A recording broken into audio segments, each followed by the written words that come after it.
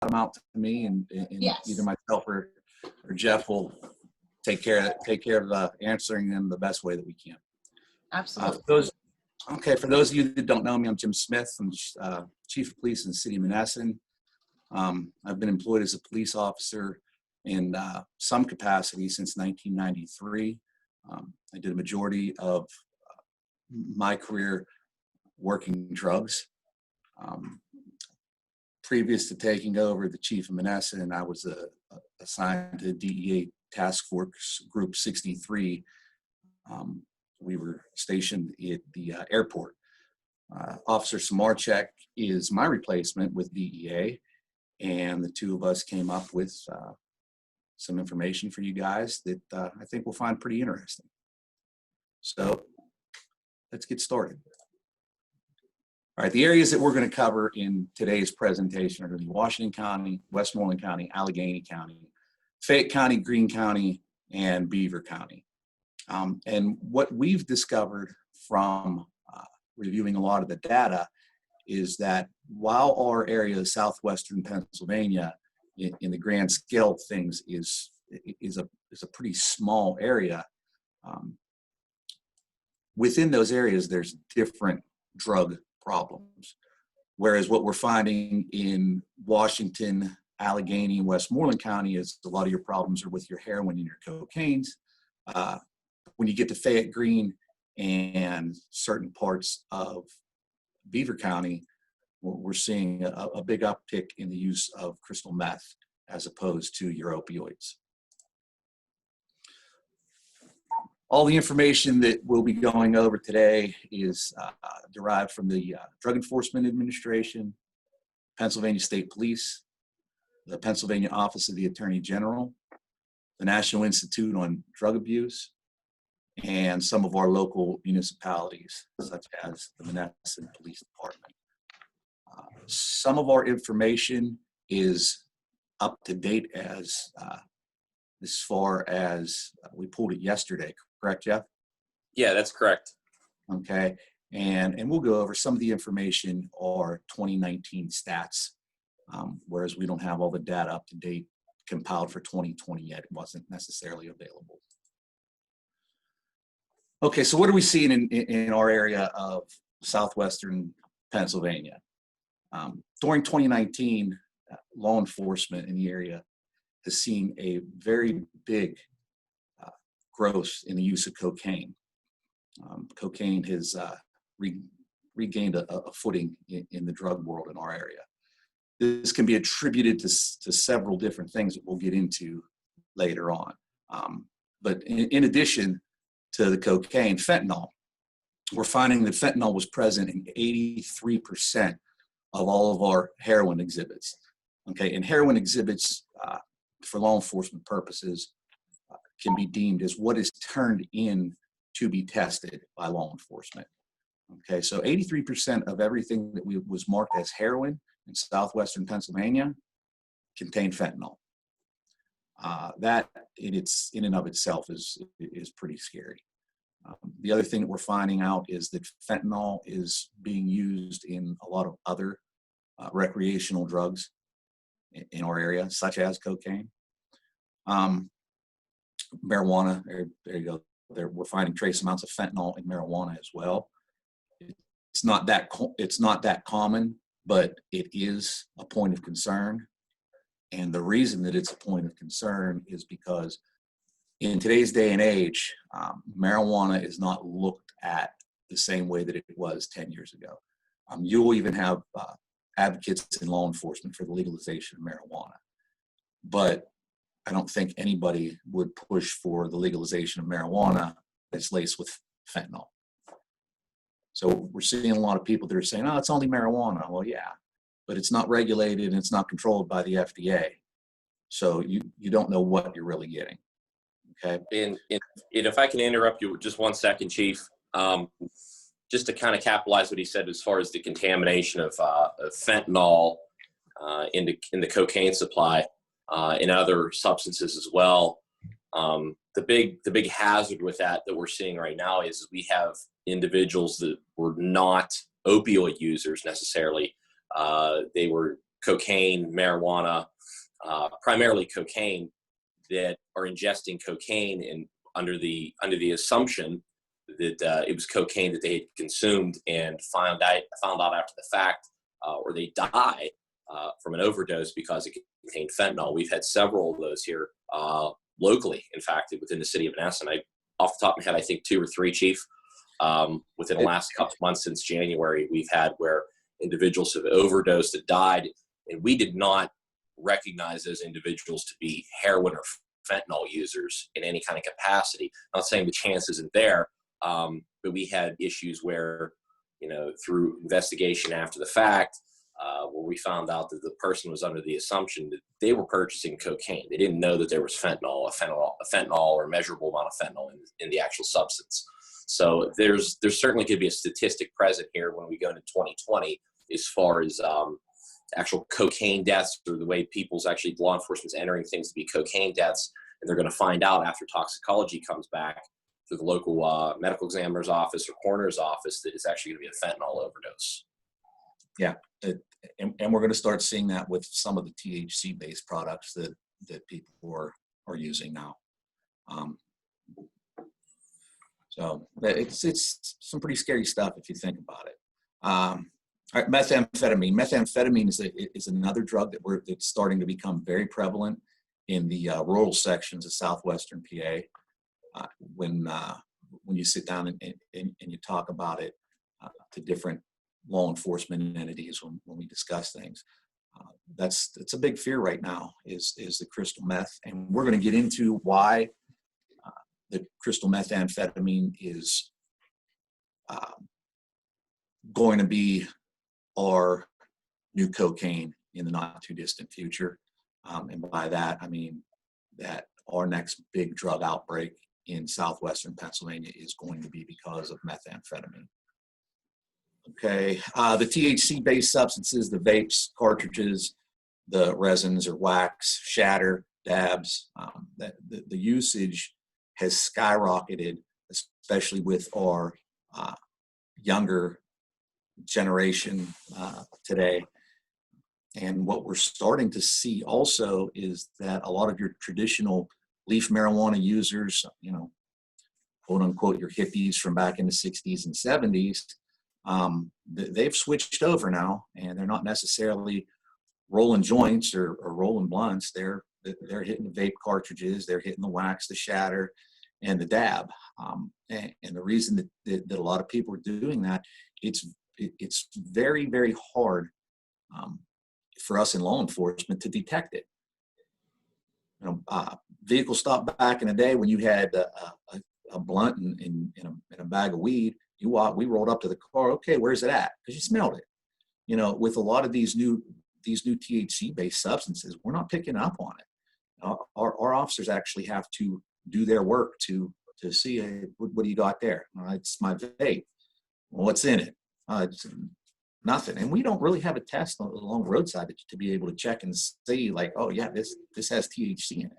We don't know that. So the companies who have started the THC-based substances, they've gotten very good with, I don't want to necessarily saying disguising it, but they've gotten very good with how they're hiding it from law enforcement.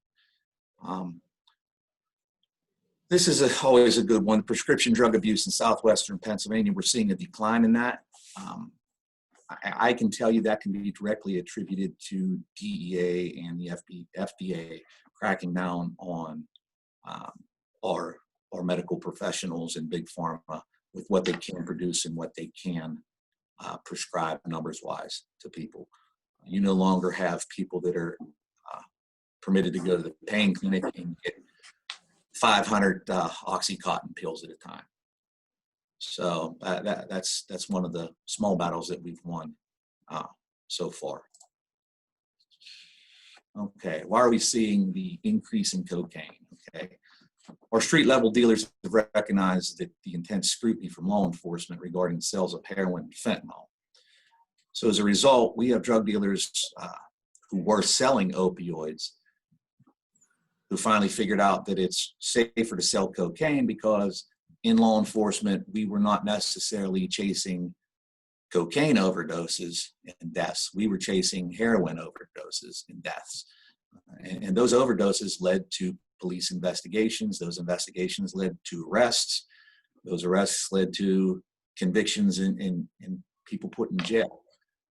It was a big thing for, the past 7-8 years. Chase the overdose deaths.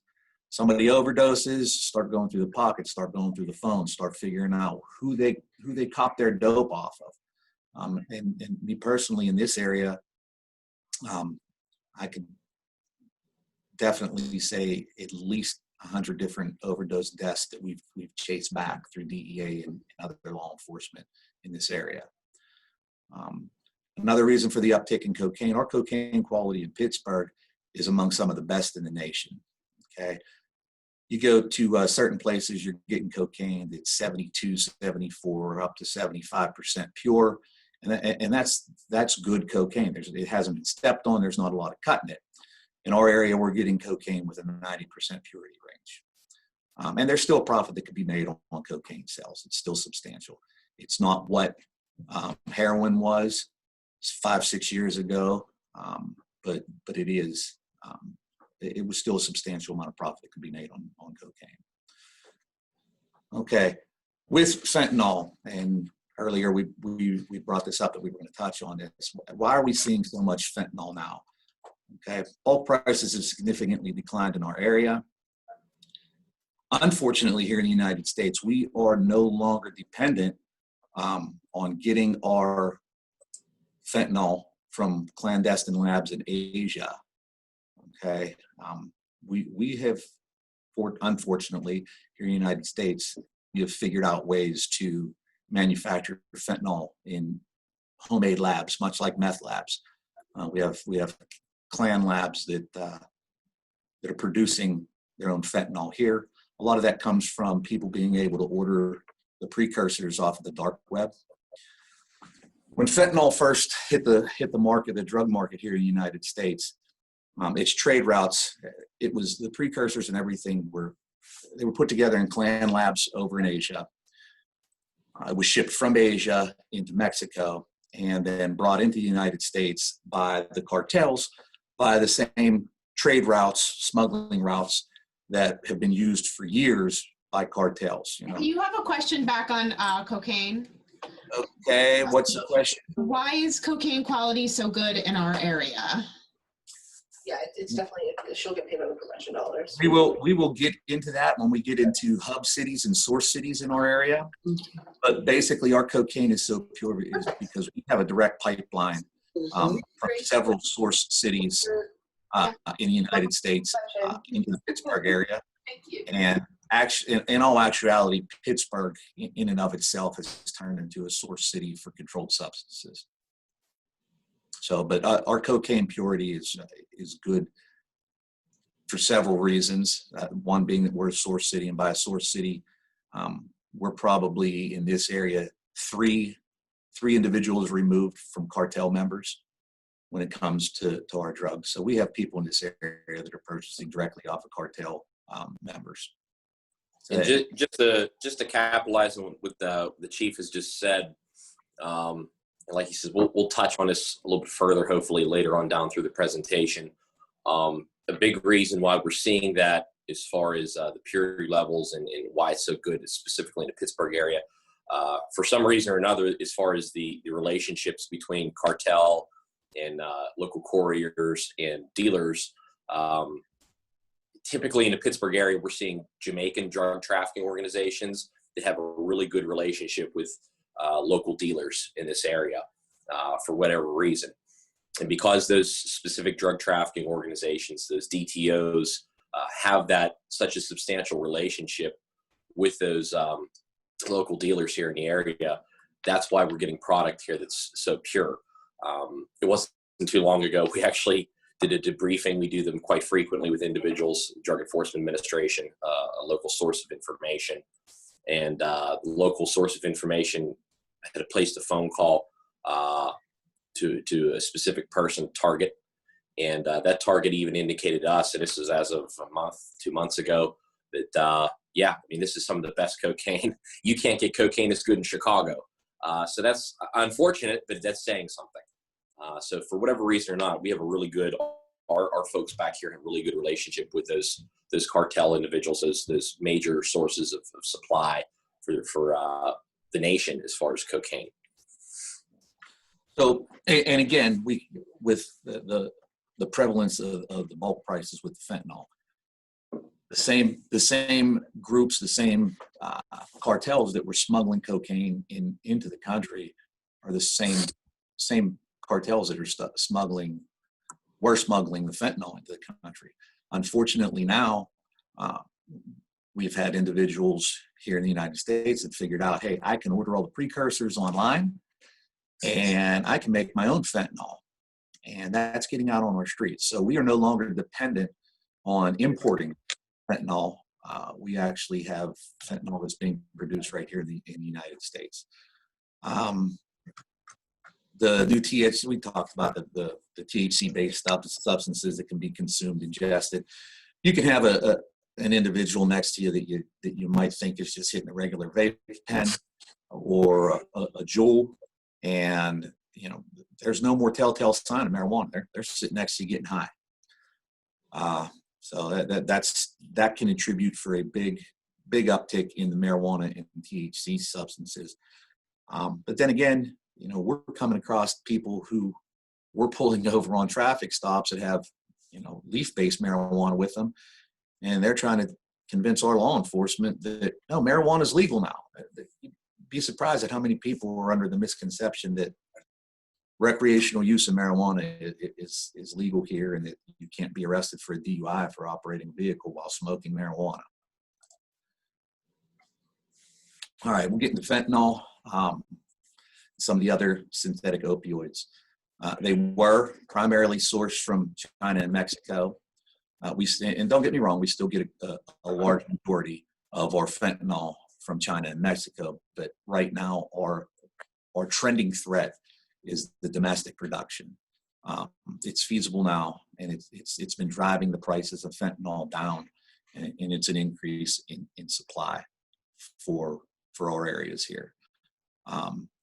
Another thing that we're seeing is you still have people that are out there that are addicted to prescription drugs.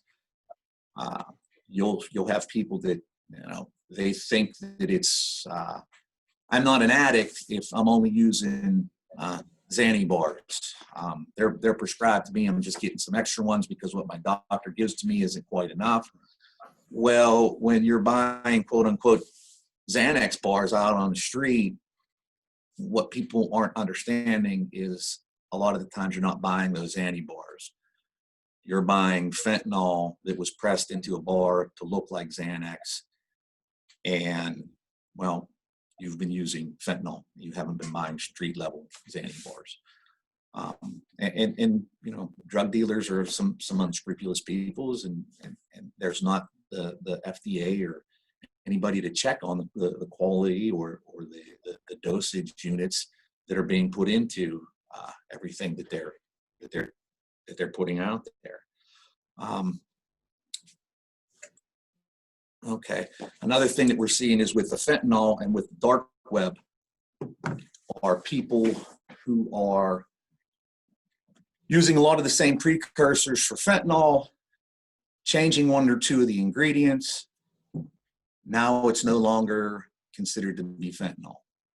It's a fentanyl derivative, so that when DEA or local law enforcement goes to arrest somebody and the lab work comes back with, wait a second, this isn't fentanyl, this isn't carfentanil, this isn't acrofentanil, this has some of the precursors of fentanyl, this has some of the same ingredients that people use to produce fentanyl, but there's one or two molecules that are different in here. So now you have somebody that's charged with a distribution of fentanyl, and it's not actually considered fentanyl, and technically in court we can lose those cases. So it's just some of the ways that the chemists, the Breaking Bad people that are in the Winnebagos creating this stuff or changing things around and making it harder for law enforcement.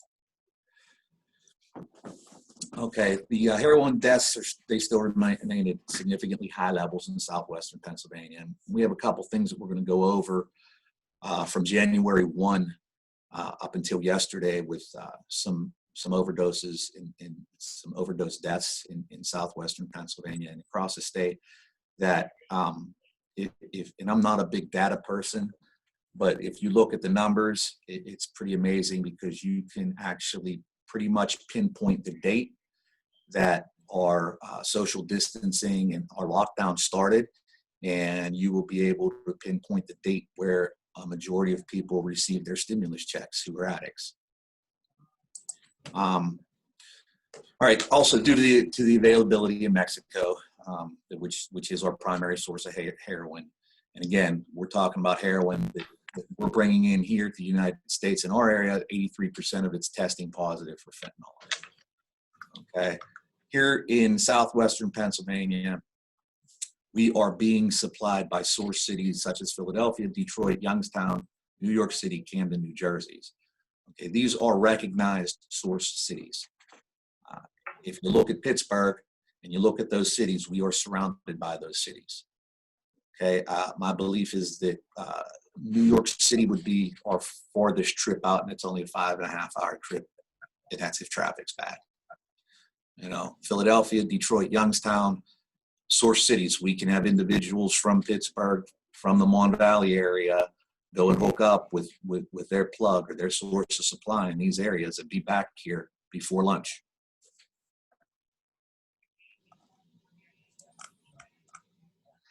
Methamphetamine, we are seeing in law enforcement that methamphetamine is a lot more readily available in southwestern Pennsylvania. You know, our methamphetamine suppliers are creating new customers. The story that the sales pitch that we're hearing a lot in law enforcement from people that we debrief and talk to is that methamphetamine gives you the same high as cocaine. It lasts a lot longer and it's a hell of a lot cheaper. And oh, by the way, if you really, really are ambitious, you can make your own. And you know, you're starting to get the people that are realizing that, and they're, well, why am I spending all this money on this cocaine when I can get higher longer on meth, and basically I can get it cheaper. So again, you go back to supply and demand, and you get into those numbers, and methamphetamine it's there, it's right in front of us, and it's screaming, I'm going to be your problem in the next 5, 6, 7 years in southwestern Pennsylvania. Okay. Oh, all right. Most of our methamphetamine, which is available in the United States, is produced in Mexico, over across the southwest border. But, you know, we are seeing more and more methamphetamine as well as fentanyl that is being produced domestically here in the United States. Okay. For cocaine is a resurgent threat in southwestern Pennsylvania. How do we come up with these indicators? They're from seizures, they're from traffic stops, search warrants, you know, and we're starting to pull data now from overdose deaths. Jeff touched on it earlier. We've had a couple overdose deaths here where when we are interviewing family members or we're interviewing witnesses to this young individuals, and by young individuals, I'm talking about under 40. You talk to them as a debrief, and you know, do they use heroin? No. Do they use prescription drugs? No. So and so was a partier. He was out last night. He did a couple bumps. He did a line, and this is how we found him in the morning. Oh, well, that's odd. And then toxicology reports come back, and what are they finding in the toxicology reports with the cocaine, Jeff? Fentanyl, or a fentanyl derivative, usually. And we could attribute that to like several reasons. A lot of times it's intentionally being put into that substance, or we have, we refer to as like a polydrug trafficker or polydrug dealer, that they actually distribute multiple, and it's not uncommon. It's probably one of the most common things we see, where an individual is recognized a heroin dealer, but he also deals small amounts of cocaine, or she deals small amounts of marijuana in addition to heroin or fentanyl. And because of that, and obviously he touched on it earlier, this stuff is not being it's not being cut and prepared in a laboratory or sterile setting whatsoever. And more likely than not, there's some sort of contamination when that product is actually getting packaged or processed before it reaches the local dealer level.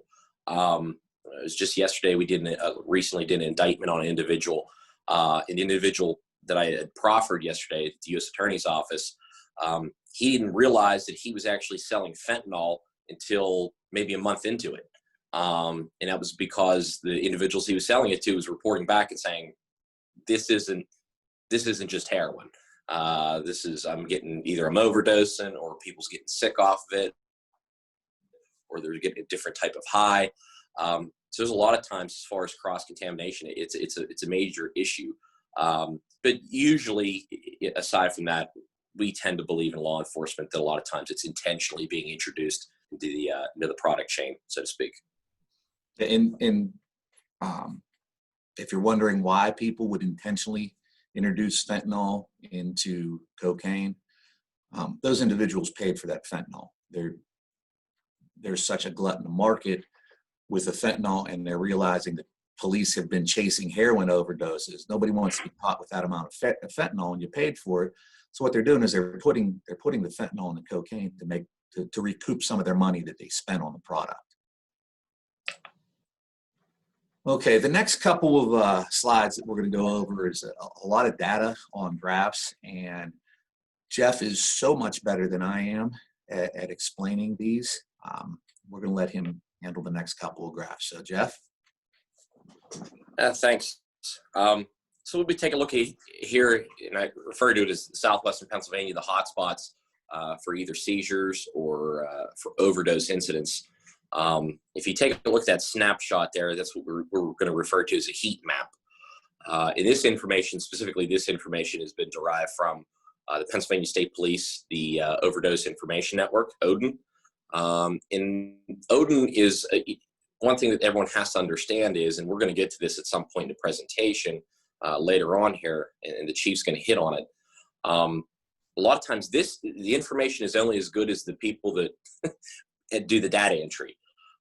If you don't put anything in, you don't get anything out.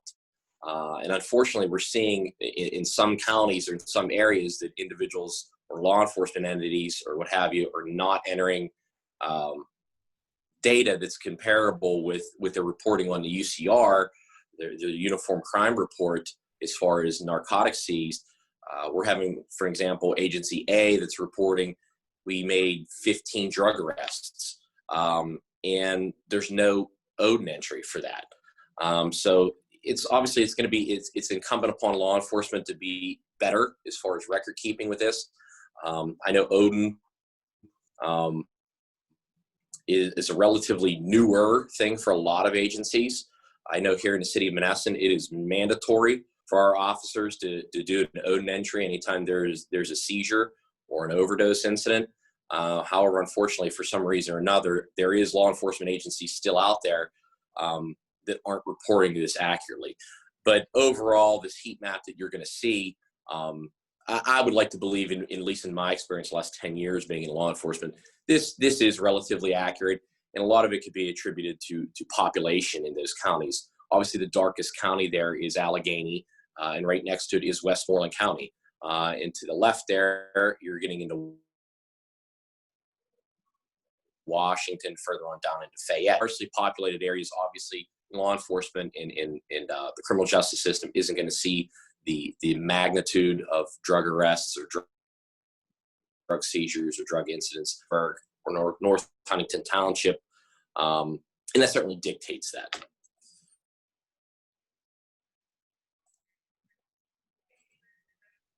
So you can go off the next slide. Here's a small snapshot of actually Westmoreland County, and just to give everyone a piece of reference here, or a point of reference, you'll see on the map the city of Menneson, and obviously dark is bad and light is good. You'll see that we know it here in specifically in Menneson. We have a drug problem, and we've been combating that problem for years and years and years. we've implemented several different measures to try to stunt the growth of that problem. I can't say that it has gotten better.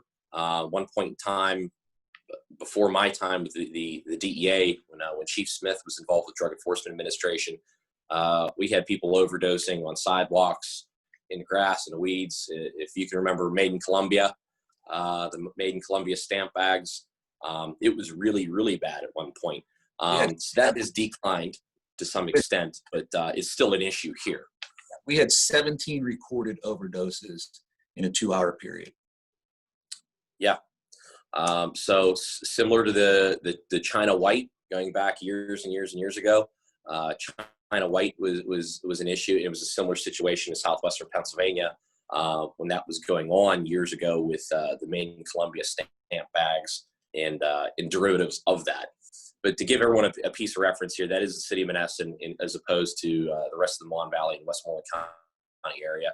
You're going to see some really dark areas on that map as well. Yep, there you go.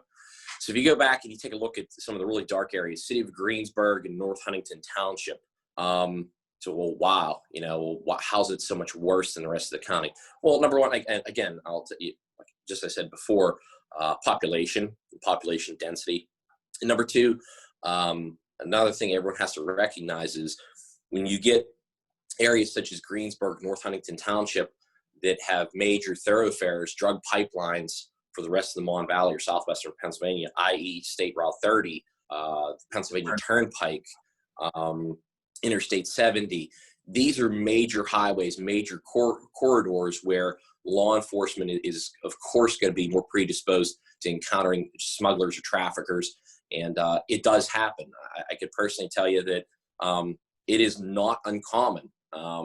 You don't see it in the news, at least not commonly, but it is not uncommon for direct cartel members or people affiliated as a trafficker for the cartel to be driving through our area or meeting individuals in these areas in order to drop off bulk supply. It happens. That's how we're getting it here. It's people think it's stuff from the movies. It's only on TV. It's not around here. I can assure you it is here. It is alive and it is well.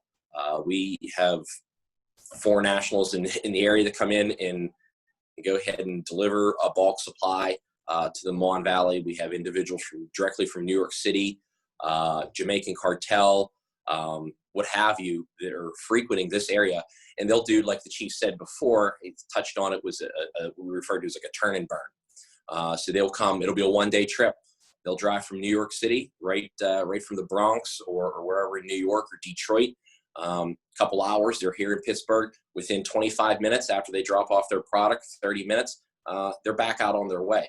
And, the law enforcement in the area, specifically the Pennsylvania State Police, is really, really good. They have interdiction troopers that recognize the telltale signs of a trafficker. Out-of-state plates had just, that vehicle might have just hit on a license plate reader. Then 25 minutes later, it's hitting on a license plate reader going back in the other direction. The car's from New Jersey.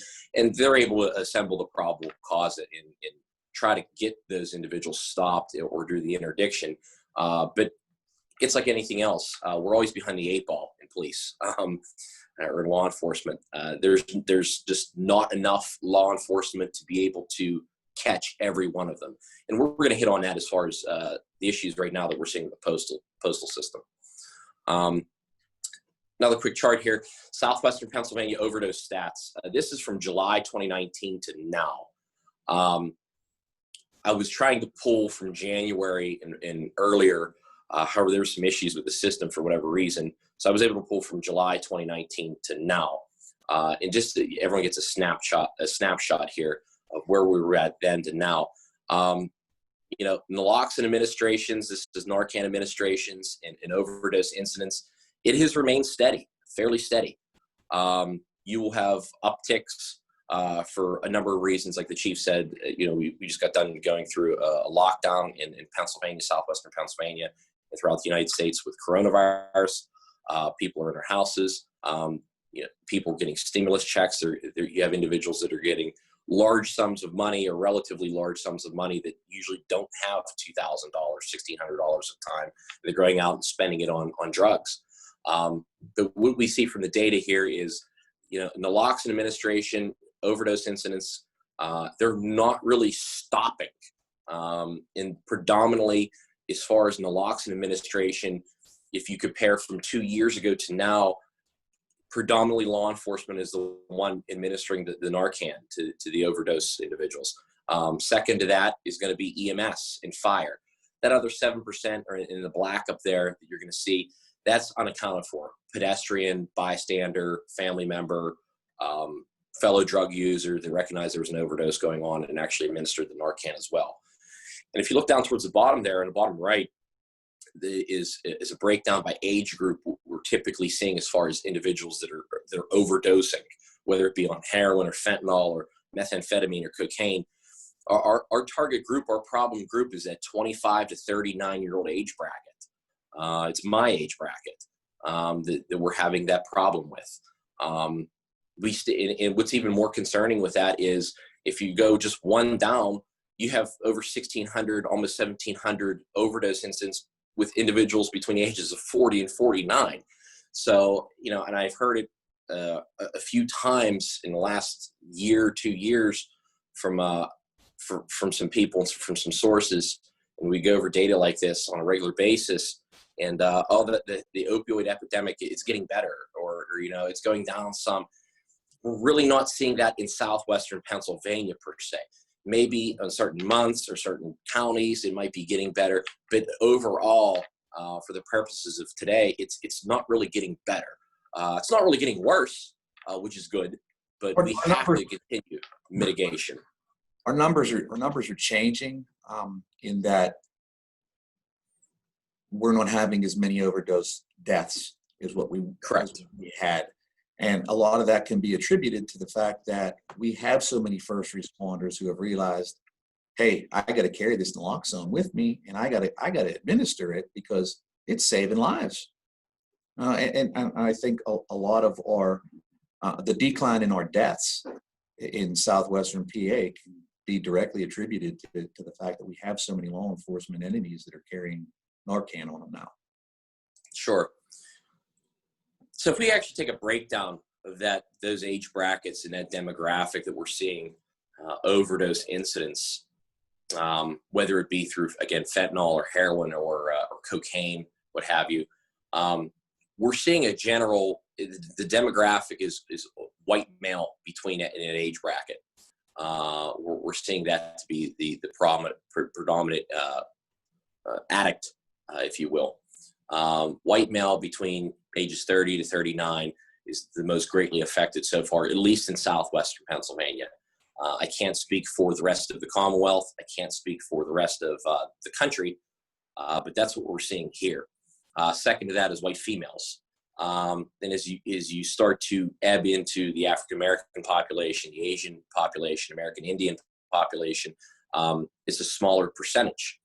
And there could be a lot of reasons for that. It could be the population of, for example, African Americans in that distinct county. They're going to make up a smaller portion of the populace as opposed to maybe Caucasian males or Caucasian females in Westmoreland County or Washington County. So that's an explainable stat. Primarily, our target range for this problem is that 30 to 39-year-old demographic of white males. That's what we're seeing.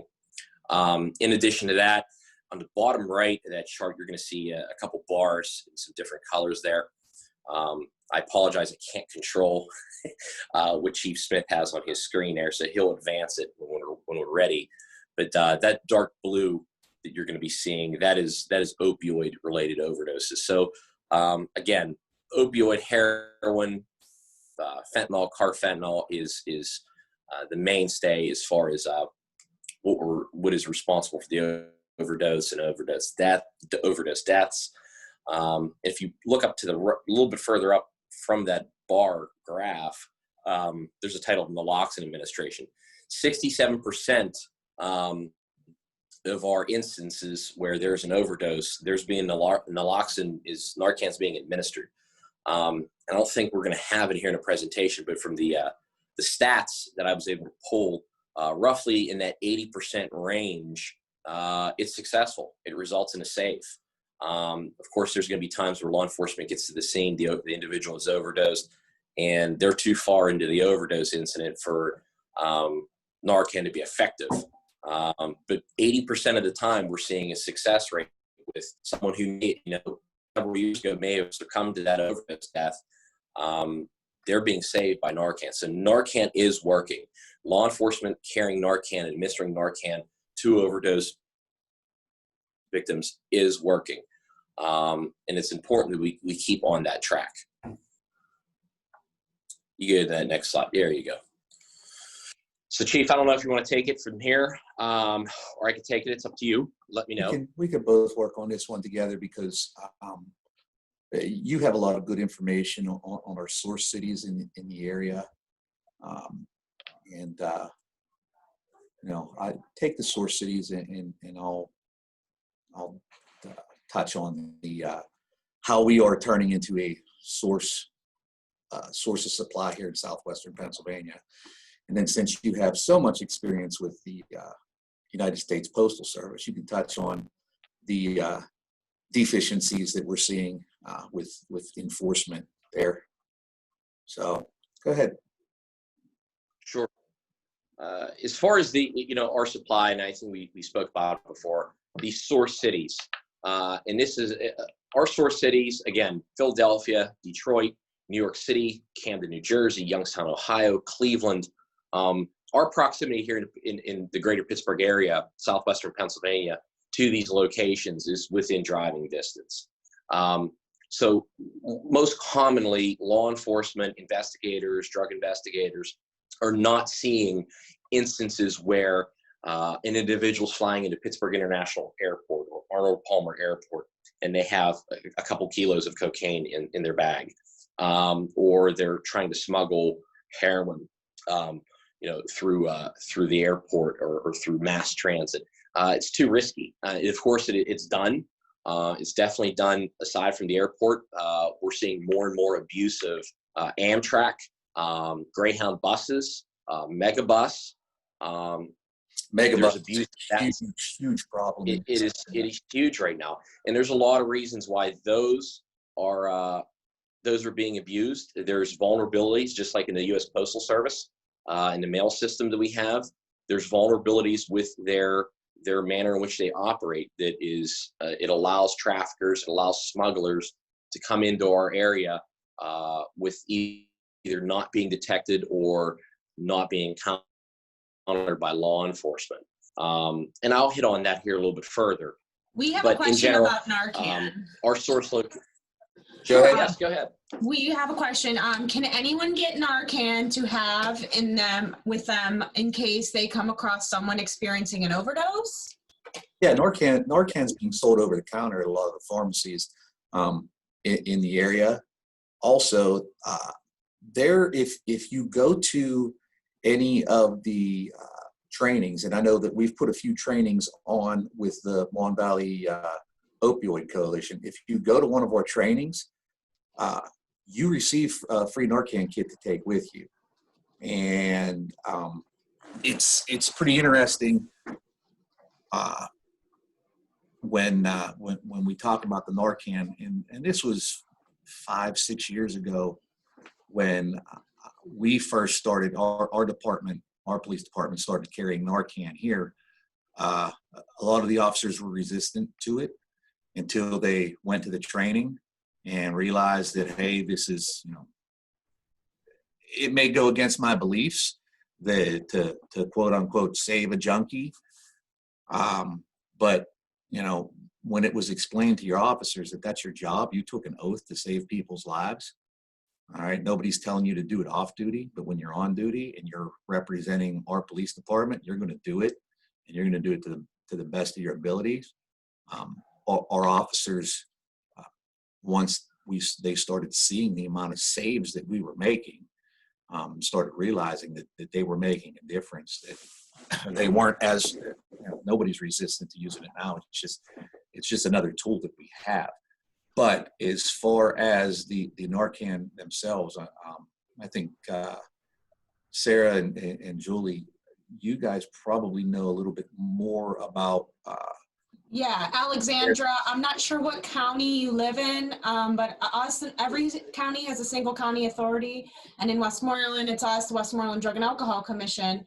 And if you get in touch with us, we can set you up with a Narcan training and get you Narcan if you're interested in it.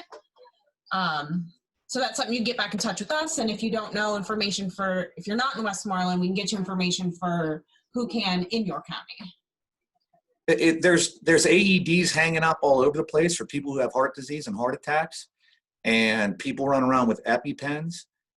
So, you know, the more people that are carrying Narcan around or naloxone around with them, the more lives we're going to save. You know, so it should be readily available, and there should be places where you can be able to get it in your county at no charge. I know in Westmoreland County we can take care of that. Now, touching back to what Jeff was talking about for source cities, if you look at our location here in Southwestern Pennsylvania, specifically Allegheny, Westmoreland counties, we have, because we are so close to such large source, the largest source cities in the United States are Philadelphia, Detroit, Miami, San Diego. Those are some of the largest source cities in the United States.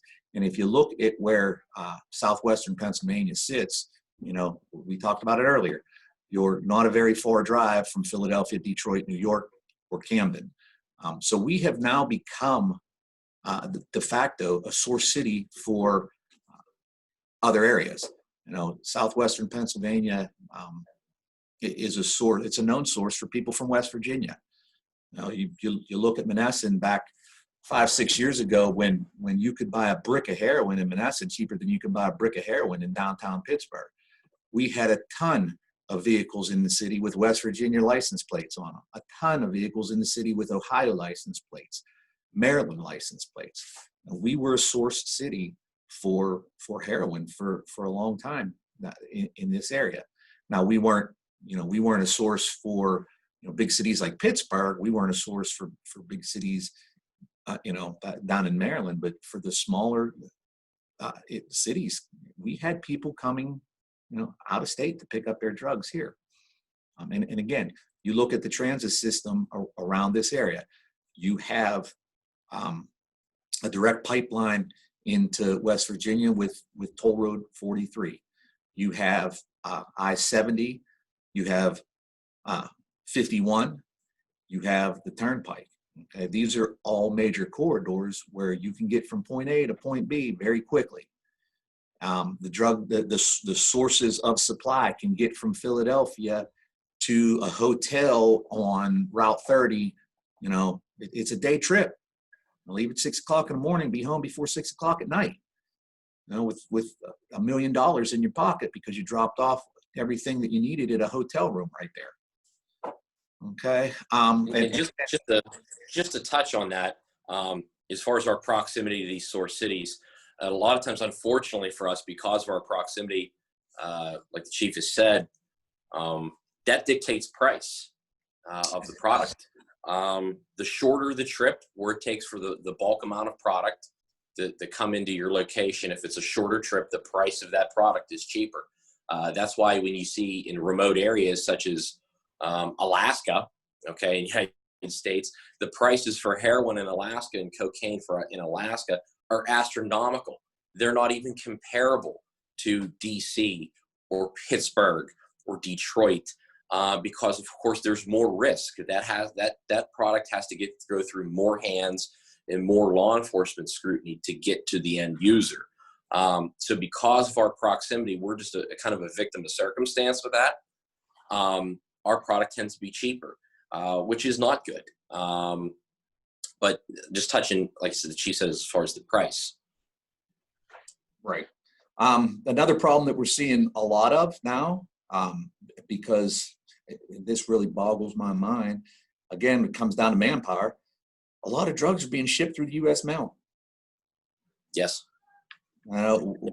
There's not dogs in every hub where the mail is coming into. And if you ever, Jeff, why don't you explain how these facilities work as far as packages and everything else, so that people have a bit of an idea of what we're up against law enforcement wise?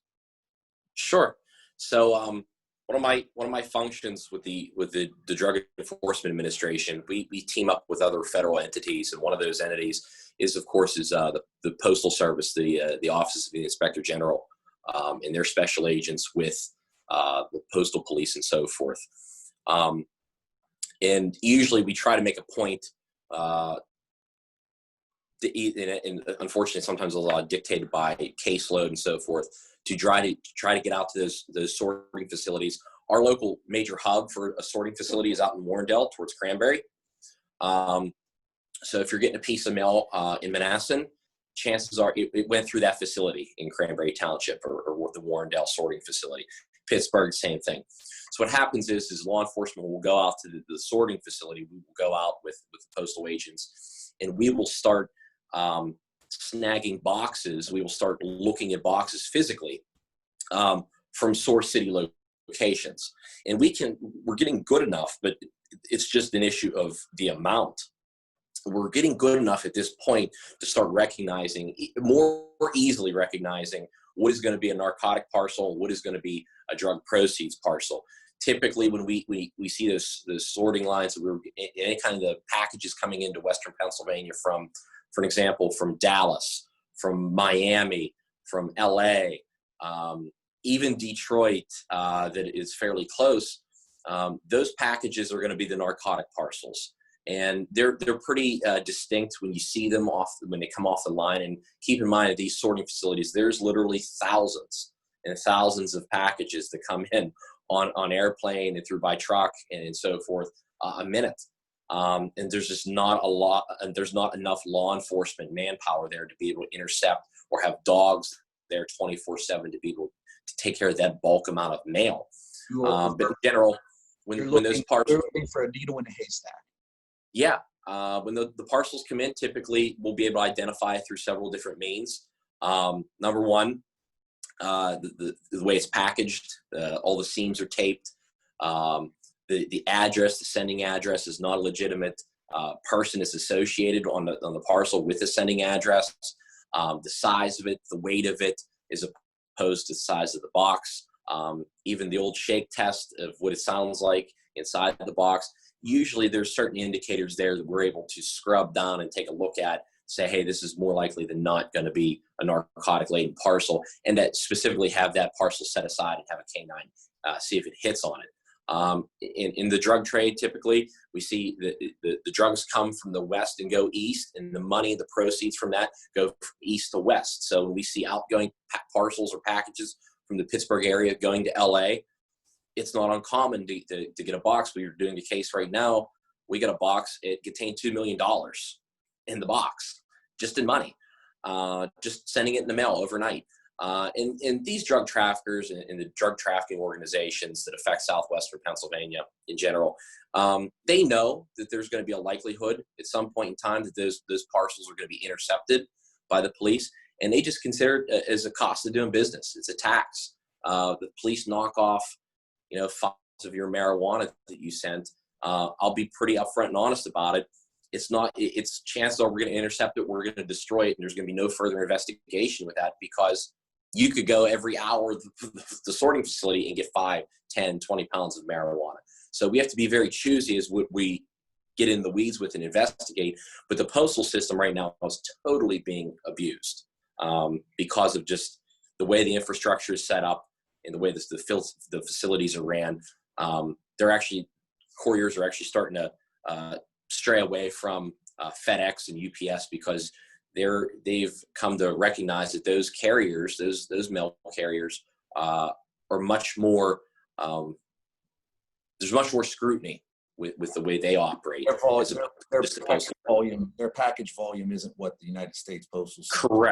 Correct. So it's easier for us to get packages from FedEx and DPS than it is from the U.S. Absolutely.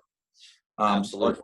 Our next source is, to me, what I think is our most dangerous source other than the cartel.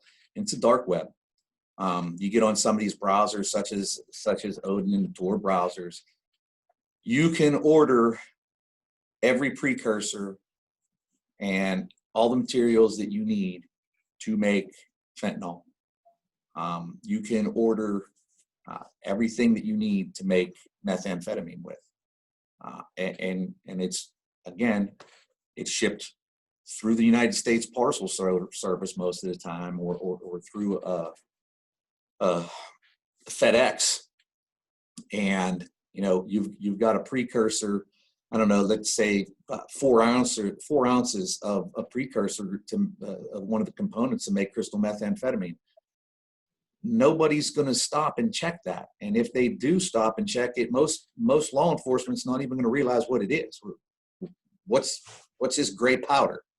And a lot of times, unfortunately, the precursor in and of itself is not illegal to order with some of these substances. So just to have maybe, you know, precursor A, and what we mean by precursor is one of the ingredients, so to speak, to make fentanyl or to produce fentanyl or crystal meth, to possess that in and of itself isn't unlawful. You know, if you have 5 ingredients to make a certain type of a recipe for fentanyl, if you have those 5 ingredients, when those 5 ingredients are mixed together, it's fentanyl and it's illegal. But if you have ingredient A, ingredient B, ingredient C, ingredient D, and ingredient E, each shipped to your residence at different points, that's not illegal. They only become illegal when you mix them together and actually produce the fentanyl itself. So that in and of itself is, it should be scary as hell to a lot of people. And I think we spoke about before real quick, with the fentanyl being able to be produced now locally, that dependence on Asia has declined from the labs in Asia. I think it was just last year, the Drug Enforcement Administration, DEA, one of the other enforcement groups, got a call to Robinson Township. Their local PD out there had a complaint about a female in a motel room out there, possibly cooking meth. They got in there and says, "Oh, geez, there's all this stuff. There's these tubes and containers and all this stuff. This is a meth lab." So they call out DEA. Our agents get out there, the Clan Lab guys, and they say, "Oh, this isn't meth. She's not cooking meth. She's cooking fentanyl. And she's doing it in a bathroom of a motel with her kids present." And she had the instructions to do it 2 pages on notebook paper. So it's not hard to do. And because it's become so simplistic and the things are readily available to get them, we're going to start seeing more and more of this. The heroin supply is going to slowly start to diminish, as it has actually right now, and the fentanyl is going to come up. Because the fentanyl gives a better high, so to speak. All right, we're starting to run up against it on time here, so I know there's going to be some questions when we're done. So these last couple of slides, I'm going to go through a little bit faster than we went through the first few slides, and Jeff and I will take questions here at the end when we finish up with everything, if that's all right with everybody. Okay, so how are we encountering the drugs in Southwestern Pennsylvania? A majority of our arrests are coming from traffic stops and interdiction attempts. Our interdiction attempts are, you know, when we receive information that Joe Bag of Donuts is traveling from Camden, New Jersey into the Greensburg area, and you know, hey, we're going to set up on a turnpike. We're going to set up on 22-119 in those areas to try to intercept the vehicle that's coming in. And I won't get into how a lot of our intelligence gathering and how we do it, but we have a pretty good network, and a lot of electronics are being used now to assist in law enforcement. We're coming across naturally a lot of our drugs through search warrants, executions, and controlled purchase operations. What a lot of people don't realize is our overdose calls for fentanyl and heroin. Our drug overdose calls we have gathered tons of intelligence and tons of information from deceased people. You're carrying one of these right now with you with a cell phone, and you know, we can find out a lot from those cell phones, and we do. And again, what the mail, doing intercepts with packages in the mail. Okay, These are some stats with the city of Manassas. This is, we talked about this earlier. And if you come down to lower right-hand quarter, total overdose in the last 180 days. Okay. January, February, March, April. If you look, can you see my mouse moving on the screen? I can't, Chief. They should be able to, I think. Okay. If you look right here, this is probably about 2 weeks, 2-3 weeks into the lockdown. And if you look right here, I'm going to say that this is probably when the majority of the people started receiving their stimulus checks. And if you look, it's total ODs in the last 180 days. So when you have idle hands, and those are the devil's tools, and when you have an idle mind, it's a devil's playground. People use drugs because they're bored a lot of times. There's nothing better to do. Helps pass the time. Our ORNs by the hour of the day. Okay, we are busiest from 12 noon to about 7 p.m. Okay, that's when we come across. That's when we seize the most drugs. So if you look at the agencies up here in the middle, okay, these are the numbers for a lot of the state of Pennsylvania. It's no coincidence that the state police and the Pittsburgh police, who have the most number of law enforcement officers in the area, have the highest numbers. Okay, but if you come down here and you look at Menneson, there you go, 46. We're right up there with a place like the City of York Police Department. Okay, and we're doing that with 12 full-time police officers and 3 part-time police officers. If you come over to the different municipalities, and this is from January 1 to here, that's total number of arrests, correct, Jeff? For that's going to be amount of Odin entries. So that's going to be the amount of times that our guys actually encountered heroin, heroin or fentanyl, that they would enter it into the system. We have 50 entries into the system. And it's mandatory for us to do that. If you look at, and Jeff and I pulled the numbers up, but if you look at some of the other departments in the area, they're not doing that. They're either not making the drug arrests, which I believe they are if you compare the numbers from their FBI statistics compared to their Odin entries. But, the numbers are getting entered in there, and they're beneficial to us. When you can sit down and look at the numbers of what you're seizing compared to other areas, it tells you, where the drugs are at, and actually you can follow it. It tells you where the drugs are coming from. Okay. All right. This gives you an idea. We get a lot of our information from the UCRs, which is the Uniform Crime Report, which we are required as law enforcement to turn into the FBI monthly. But if you compare the numbers of Odin entries to the numbers on the UCR reports, we can take it to about 60% of the law enforcement entities in these areas are not reporting. Okay, so we're not really getting the whole picture because they're not reporting. If you look at UCR, we are required to report. Odin, we are not required to report.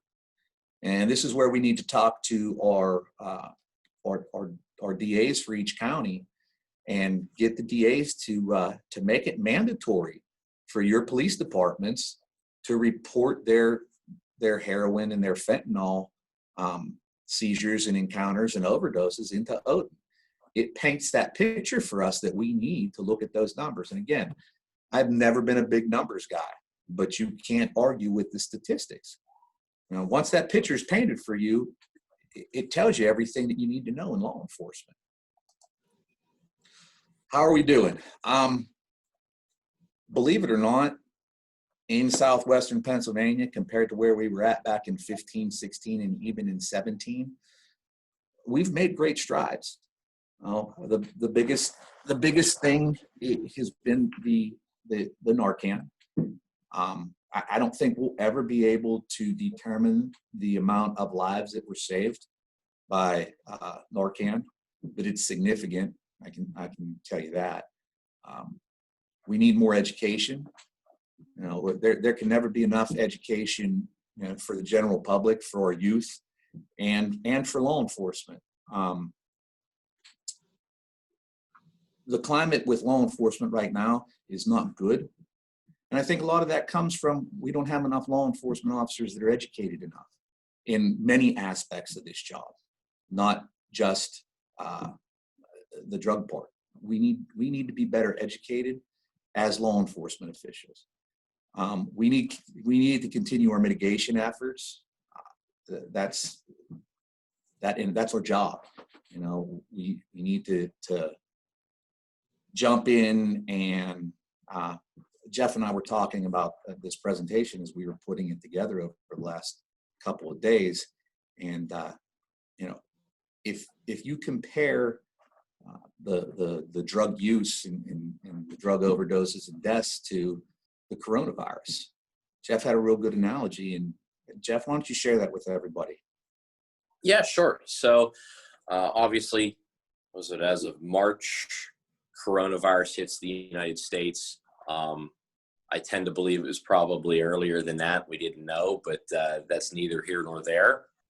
So the coronavirus becomes an issue in the United States in March, I believe. So what was the first number one thing that everyone did? If you follow the news outlets, the first thing was, oh my gosh, where's the cure, right? Where's the magic medicine? Where's the vaccine for it? Just like we did, and I could compare that to in law enforcement and justice system. You know, if we could date back and take a look at when did the war on drugs start, 1970s, you know, a lot of people kind of put it in that time frame.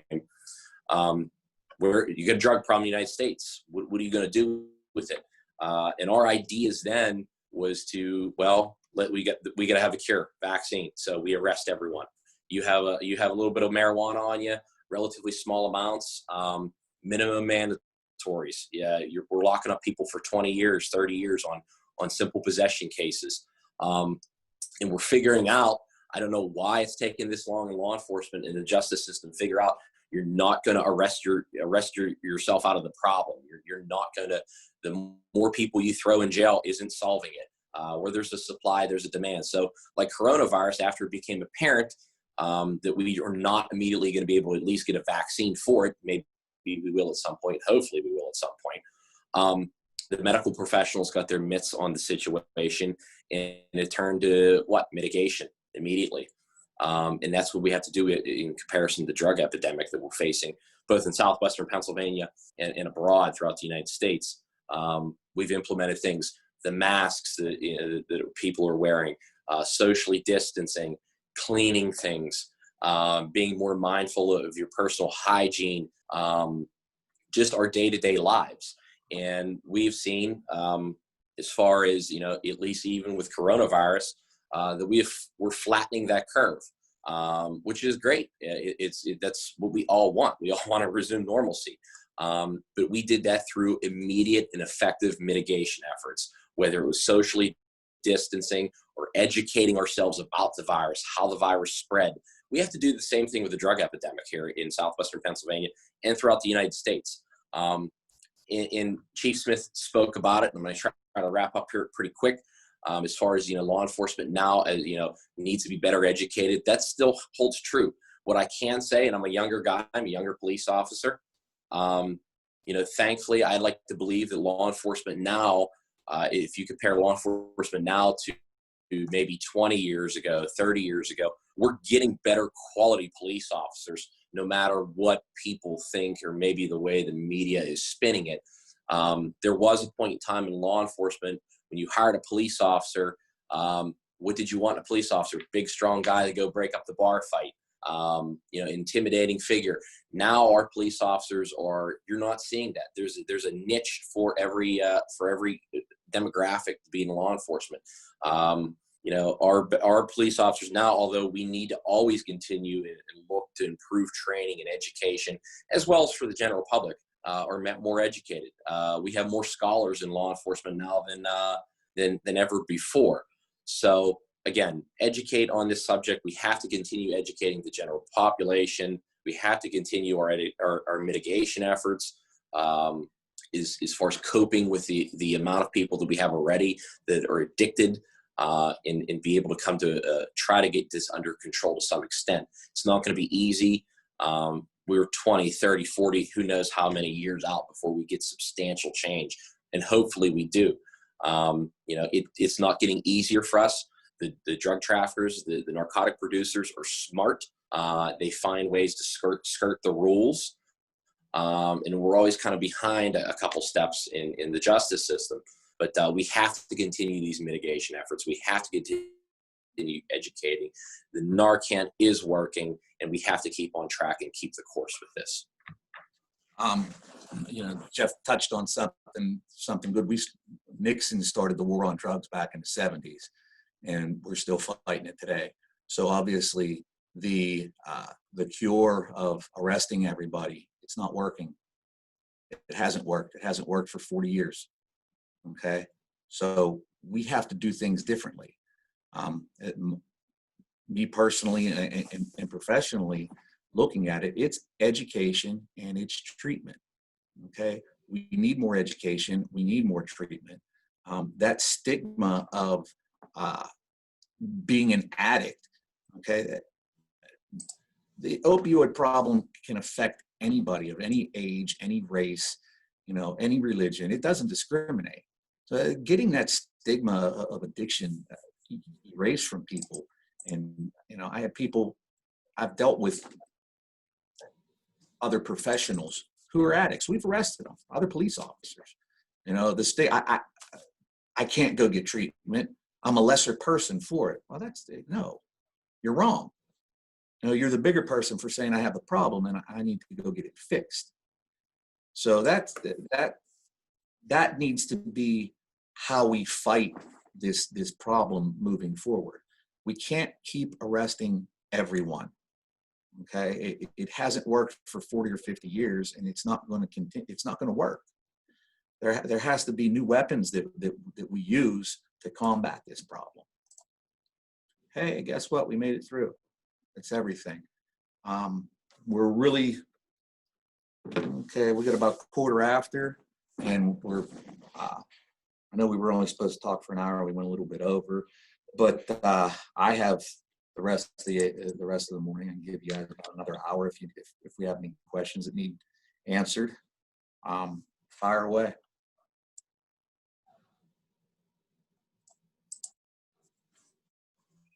I'm sure somebody has a question.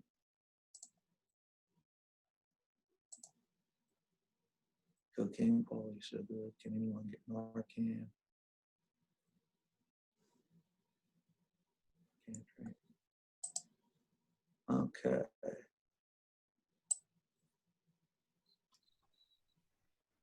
Well, if nobody has any questions, we want to thank both of you for doing this webinar for us. This was, interesting and good information for everybody to have. We recorded the webinar. It will be on our website, and everybody should get certificates of participation at some point this week. They might not go out today, but they'll go out maybe tomorrow or Friday. There's a question. Oh, there's a question. Let's see. Oh. Julie wants to thank you for doing this, and she really appreciates it. So Julie, it is our pleasure. Both the chief and I, we're appreciative for your time. Unfortunately, we need to get to a point in this country in this area that this is, we don't need 100 people on a webinar or 70 people on a webinar or how many. This needs to be a roundtable discussion throughout the United States. And certainly, hopefully, as more and more people recognize the issues and become involved with it, we could get in a lot better control of this scourge that we face. And there's no thanks needed. We do it because it's the right thing to do. Jessica go ahead. Anderson, we talked about Menneson for the simple fact that we have all of our data right here at our fingertips where we could pull it up pretty much at real time. Menneson is no better or no worse than any other area in this 4-county region. But what we have a tendency to look at is we don't have all complete data from law enforcement. You know, it's mandatory for us to turn our information in to Odin here at the Menneson Police Department. Not all other municipalities. It's mandatory. So to speak about all the other areas, we can't do it with pinpoint accuracy like we can here in Menneson. But you know, I can tell you one thing from experience. If you have a major thoroughfare for traffic, if you have hotels, and if you have money in your community, guess what you have? You have drug abuse. Okay, like I said, it doesn't discriminate. There's drugs in every municipality in the 4-county region.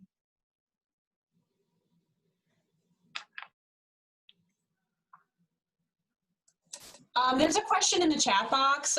Can fentanyl be absorbed in the skin through touch and cause an overdose? Yes.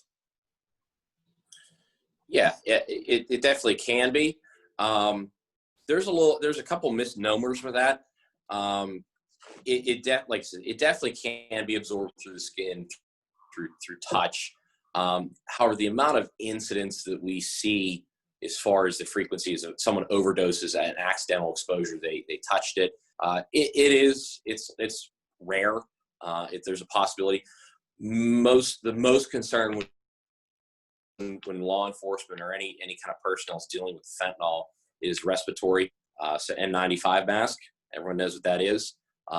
It is something that should be deployed by whoever's handling it, preferably respirators and so forth, gloves. Usually it's an issue of actually respiratory. The substance is usually in a powder form. So if anything disturbs it, it could be inhaled. That's usually the problem with fentanyl, but it definitely can be through the skin. When we first started encountering the mass influx of fentanyl, a big problem with law enforcement when we were executing search warrants. I'm not going to name the agency, but there was a search warrant that was served on a house where a flashbang was used, and there was fentanyl on in the residence, and the flashbang disturbed the fentanyl, created a cloud of fentanyl, and the next thing that you know, there were a bunch of law enforcement professionals that were serving the search warrant that had to be treated for fentanyl overdoses because they were exposed to it. Pretty dangerous stuff. I mean, if you don't know about fentanyl, we like to compare it to grains of sand, where if you take 1,000 grains of sand and you call that pow heroin, and that 1,000 grains of sand will kill you, take 10 grains of sand out of that, call it fentanyl, and that same amount is what will kill you.